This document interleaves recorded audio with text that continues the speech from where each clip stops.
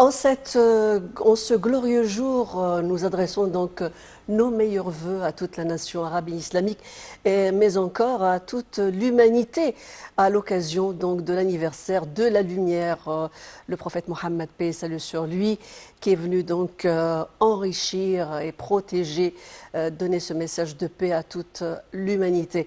Pour parler donc de ce rappel, de ce jour glorieux, de ce 1450e anniversaire du prophète, nous avons le plaisir d'avoir au bout du fil le professeur Sami Mandour, qui est professeur à l'université d'Al Azhar. Bonjour, merci de vous joindre à nous, docteur Sami. Et à tous les téléspectateurs. Donc, docteur Sami, lors de cette cérémonie qui a eu lieu il y a quelques instants, le président Abdel Fattah el-Sisi s'est adressé à la nation musulmane et a évoqué les différentes questions d'actualité et la vision de l'Égypte sur les leçons tirées du prophète Mohammed, paix et bénédiction sur lui. Alors, selon vous, quelles sont ces leçons tirées du prophète Mohammed, paix et bénédiction sur lui? Oui, bismillahir rahmanir rahim.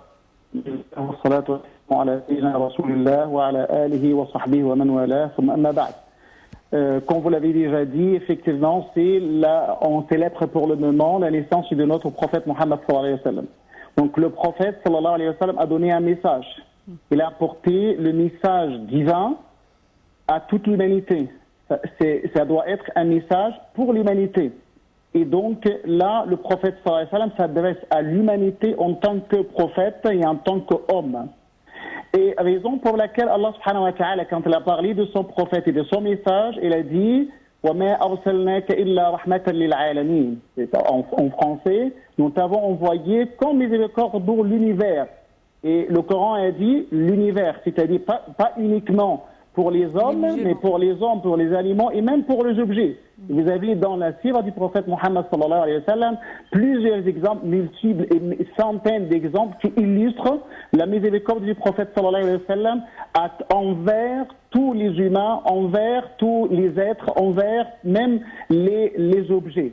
Et donc là, premièrement. Deuxièmement, le prophète sallallahu alayhi wa sallam lui dit dans un hadith « Innama ursiltu rahmatan » Je n'ai envoyé comme miséricorde. Miséricorde générale. Le prophète l'a dit, miséricorde.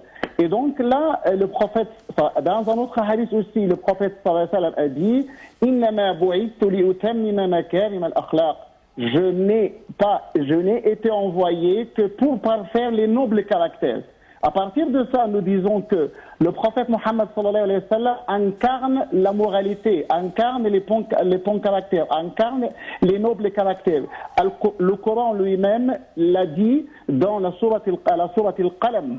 وَإِنَّكَ لَعَلَى خُلُقٍ عَظِيمٍ. Vous êtes certes d'un imminent caractère, c'est-à-dire c'est pas le noble caractère, mais vous êtes au-dessus de ce noble caractère, vous êtes au-dessous de ces nobles caractères. C'est le prophète Mohammed sallallahu alayhi wa sallam.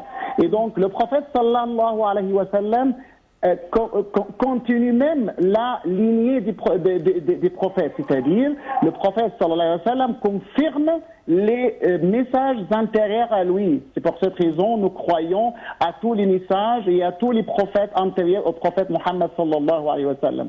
Donc là, le prophète sallallahu alayhi wa sallam nous enseigne que tous les hommes sont égaux et tous les hommes viennent d'une seule âme, c'est-à-dire l'unité des genres humains. Et même le prophète sallallahu alayhi wa sallam nous enseigne de respecter la diversité, at-tanawwa, puisque même si Allah a créé les hommes égaux, Allah a fait de ces hommes tribus et nations pour réaliser l'entreconnaissance, c'est-à-dire pour mener enfin à la paix sociale, à la paix internationale, à la paix intérieure avant tout. Le prophète sallallahu alayhi wa sallam nous commande aussi d'éviter de nuire aux autres, de porter atteinte aux autres par les propos et par les actes. C'est-à-dire, le prophète nous interdit de porter atteinte à quiconque, même à un animal. même à un oiseau.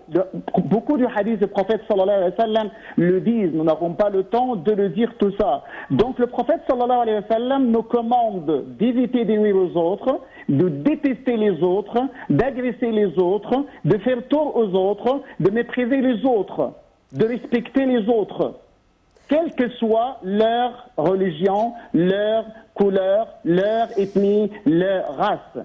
Le prophète sallallahu alayhi wa sallam nous demande, nous explique d'une manière claire aussi la raison de notre existence et la reconnaissance, comme nous l'avons déjà dit. Le prophète sallallahu alayhi wa sallam nous ordonne de vivre en paix tout en étant bienfaisant envers Allah et envers les autres créatures.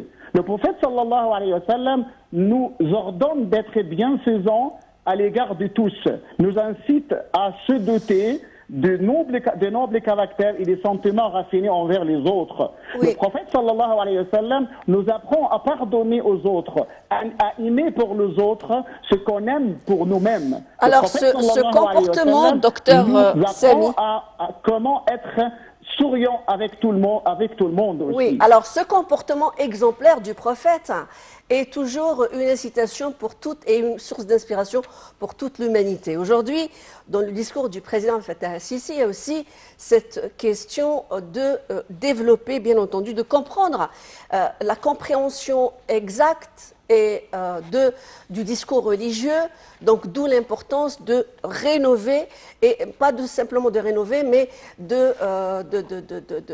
garder, je veux dire, un discours religieux qui soit présent et qui sauvegarde la nation de tous les défis auxquels elle est confrontée.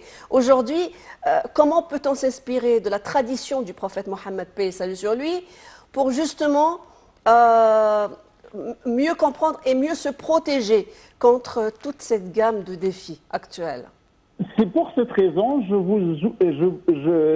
j'ai cité déjà tous les caractères et tous les bons caractères du prophète Mohammed sallallahu alayhi wa sallam pour dire à tout le monde, particulièrement dans un contexte très tendu actuellement.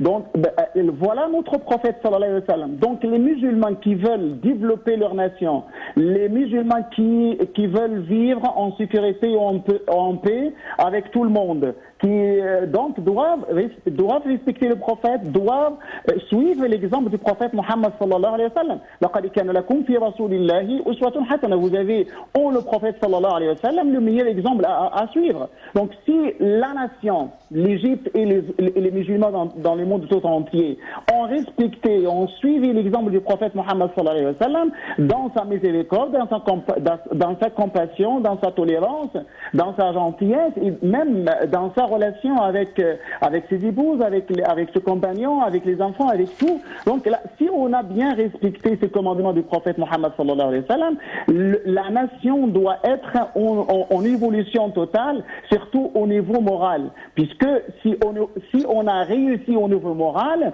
bien sûr, on aura aussi le succès dans tout le domaine. Donc les prédicateurs, c'est-à-dire doua. Donc dans leur discours doivent attirer l'attention des musulmans et de non-musulmans à la fois à ce bon comportement du prophète, à cette grande personnalité du prophète Mohammed sallallahu alayhi wa sallam qu'on doit respecter et vénérer. On demande aussi aux autres dans le monde tout entier de respecter et de vénérer notre prophète Mohammed sallallahu alayhi wa sallam.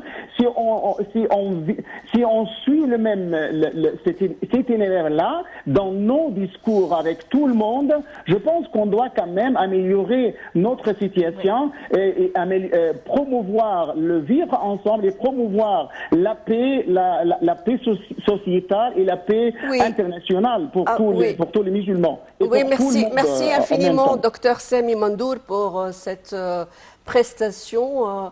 C'est ainsi donc que se termine cette couverture de cet événement aujourd'hui. Aujourd'hui, le président a donné donc son mot de circonstance à toute l'humanité, au peuple égyptien, à toute la nation arabe et islamique à l'occasion de la naissance du prophète Mohammed, paix et salut sur lui. Oui, je te souhaite une très joyeuse fête d'El Moulid Nabawi. À vous aussi, mesdames et messieurs, une très joyeuse fête d'El Moulid Nabawi et essayez de saisir cette occasion pour rendre visite aux cousins ou autres.